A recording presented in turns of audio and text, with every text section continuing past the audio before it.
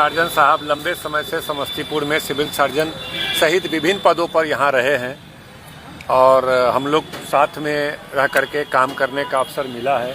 एक अच्छे अधिकारी के रूप में समस्तीपुर स्वास्थ्य सुविधा को बेहतर बनाने के लिए लगातार संघर्षरत थे और उनका एकाएक आज हार्ट अटैक से निधन हुआ है। हम लोग बहुत शोकाकुल हैं और हम लोग आश्चर्य भी व्यक्त करते हैं कि भाई लगातार इस तरह की घटनाएं हार्ट अटैक की देखने को मिल रही है और प्रत्येक दिन कोई ना कोई अपने लोग का हार्ट अटैक से मौत हो जाता है। इस पर भी हमारे बिहार और केंद्र सरकार को इस पर भी एक अध्ययन की आवश्यकता है कि क्या कारण है कि इतना तेज़ गति से खान पान का उसका असर है, कोविड का इम्पैक्ट है, क्या उस पर भी होना चाहिए। तो अभी तो हम लोग आए हैं कि भाई उसके परिवार को सांत्वना देने के लिए, उनके इस दुख के घड़ी में शामिल होने के लिए हम लोग उनके परिवार के इस दुख के घड़ी में साथ हैं।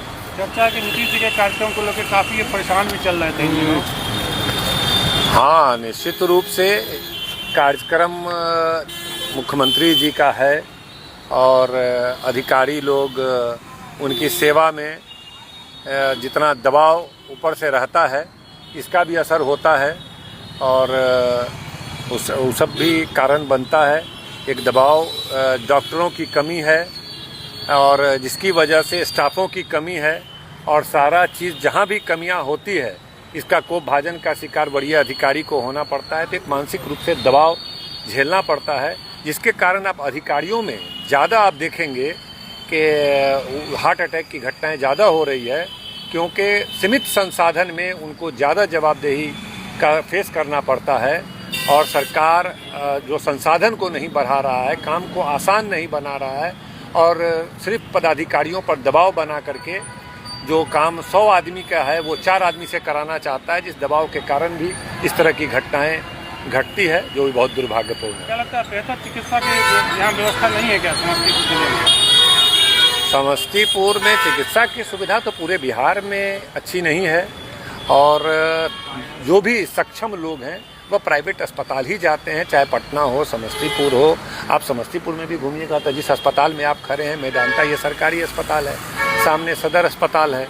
सदर अस्पताल के सिविल सर्जन होते हुए सरकारी अस्पताल में न जाकर के प्राइवेट में आना, स्वयं नीतीश कुमार जी का आँख का ऑपरेशन दिल्ली में जाके कराना, ये अपने आप में प्रमाणित है कि स्वास्थ्य सुविधाएं बिहार की अच्छी नहीं है।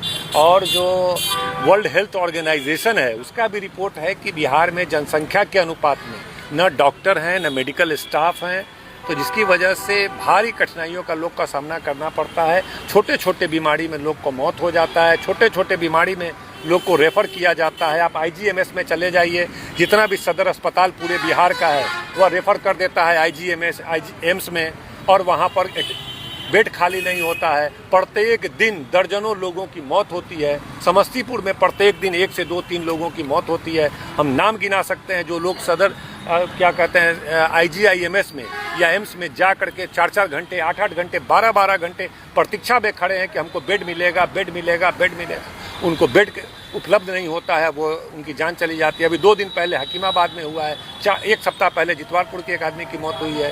हम लोग प्रयास करते रहते हैं कि बेड मिले, लेकिन बेड सीमित है। 50 बेड है और 5000 पेशेंट पर डे रेफ़र किया जाता है। तो स्वास्थ्य सुविधाओं को बेहतर बनाने का सरकार को और प्रयास करने की आवश्यकता है, अभी पर्याप्त नहीं है।